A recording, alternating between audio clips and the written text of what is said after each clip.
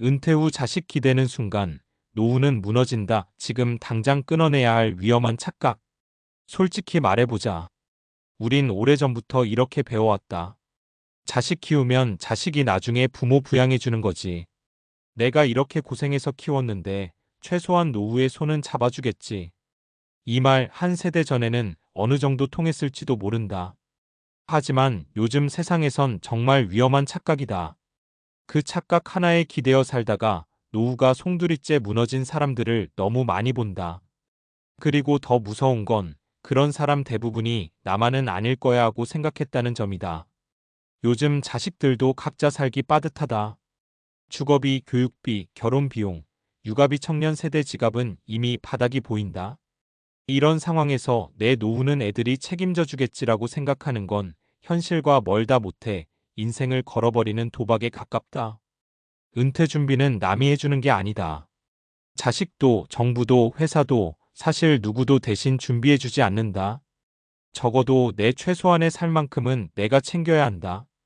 이 글은 누구를 비판하려는 게 아니다. 단지 은퇴 후의 착각 때문에 흔들리는 삶이 너무 많아서 이제는 정말 냉정하게 현실을 이야기해야 할 때라고 생각해서다. 지금부터 소개할 세 가지 사례는 실제로 주변에서 흔히 볼 수 있는 진짜 이야기들이다. 혹시라도 나와 비슷한 부분이 있다면 오늘이 당신의 노후를 다시 설계하는 출발점이 되었으면 한다. 해시태그 1. 사례 1에 키우느라 준비 못했어. 근데 애도 자기 살기 바쁘더라. 박모 씨 63는 젊을 때부터 내 인생은 자식 키우는 데 쓰는 것이라고 믿었다. 두 자녀를 사교육시키느라 월급이 통장에 들어오면 바로 사라졌고 대학 등록금부터 취업 비용까지 부모가 책임지는 게 당연하다고 생각했다. 정작 본인의 노후 준비는 나중에 애들이 좀 도와주면 되지 뭐. 그게 끝이었다. 하지만 자녀 둘은 각각 결혼과 육아로 매달 적자와 싸우고 있었다. 이제는 부모를 도울 여력이 없다. 결국 박 씨 부부는 국민연금 외 별다른 소득 없이 겨우 생활비를 맞추며 산다. 문제는 여기서 끝이 아니다. 몸이 조금 불편해지니 병원비가 부담이 되고 생활비가 부족해지면 자녀에게 말하고 싶다가도 애들도 힘든데 싶어 입도 못 댄다. 그는 요즘 이런 말을 자주 한다. 내가 애들 위해 희생한 건 맞는데 노후를 내 손으로 버린 것도 맞더라. 부모의 희생이 잘못됐다는 게 아니다. 다만 희생과 기대를 동일시하면 안 된다는 것이다.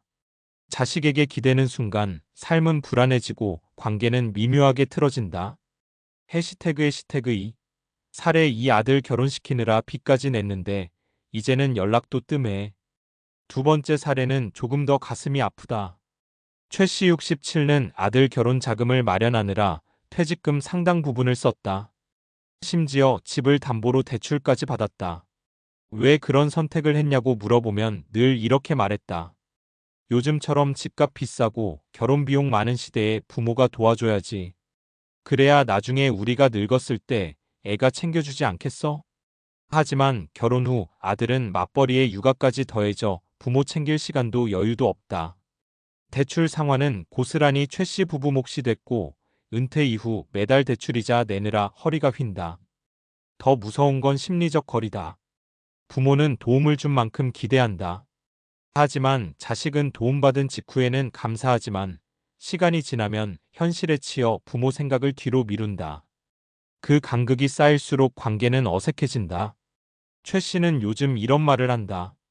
그때만 해도 결혼 도와주면 우릴 살뜰히 챙길 줄 알았는데 그건 내 착각이었더라고. 자식에게 큰 도움을 준 부모일수록 이런 감정적 상처를 더 크게 받는다. 기대가 컸기 때문이다. 해시태그 3. 사례 3자식이랑 같이 살면 덜 들겠지? 동거 환상의 함정. 세 번째는 동거 착각이다. 김씨 70는 은퇴 후 자식과 함께 사는 게 경제적으로도 정서적으로도 좋을 거라고 믿었다. 미국도 아니고 우리는 원래 대가족 문화잖아. 라고 스스로 합리화했다. 하지만 막상 함께 살아보니 현실은 완전히 달랐다. 자식 부부는 둘만의 생활 리듬이 있었고 김 씨는 하루 대부분을 눈치 보며 지냈다. 손주 육아를 맡으면서 체력적으로 지치고 갈등이 생길까봐 말도 제대로 못한다. 무엇보다 본인의 삶이 사라졌다. 취미도 친구 모임도 줄어들고 경제적 의존은 더 커졌다. 심지어 내가 나가서 살면 얘네 살림이 더 나아지려나? 라는 생각까지 든다. 결국 동거는 서로의 삶을 힘들게 만들었고 김 씨는 몇 년 만에 과감히 분가했다. 그리고 이렇게 말했다. 자식이랑 산다고 외롭지 않은 게 아니고 함께 산다고 비용이 줄어드는 것도 아니더라. 독립 생활을 유지할 수 있어야 서로 관계가 좋아져. 동거는 만병통치약이 아니다. 경제적 독립과 심리적 독립이 없는 상태에서의 동거는 오히려 갈등을 키운다. 해시태그 그렇다면 은퇴 후 가장 위험한 착각은 무엇인가? 바로 이것이다. 자식이 어떻게든 해주겠지. 이 말은 불확실한 미래에 기대어 현재를 방치하는 태도다. 그리고 노후 파탄의 가장 흔한 원인이다. 자식이 부모를 도울 수 있는 상황이라면 그건 감사한 일이다. 하지만 그걸 전제로 삼으면 안 된다. 기대하는 순간 경제적 문제뿐 아니라 감정적 상처도 따라온다. 노후는 결국 내 선택의 결과다. 자식은 도움자이지 책임자가 아니다. 해시태그 그렇다면 현실적인 노후 준비는 무엇일까? 1. 최소 생활비 규모부터 정확히 파악하기. 막연하게 대충 살면 되지가 아니다. 주거비, 식비, 의료비, 교통비 이 네 가지는 은퇴 후에도 절대 줄지 않는다. 이 부모 자식 간 기대치 조정 대화 필수. 엄마 아빠는 노후에 경제적으로 자립할 생각이야.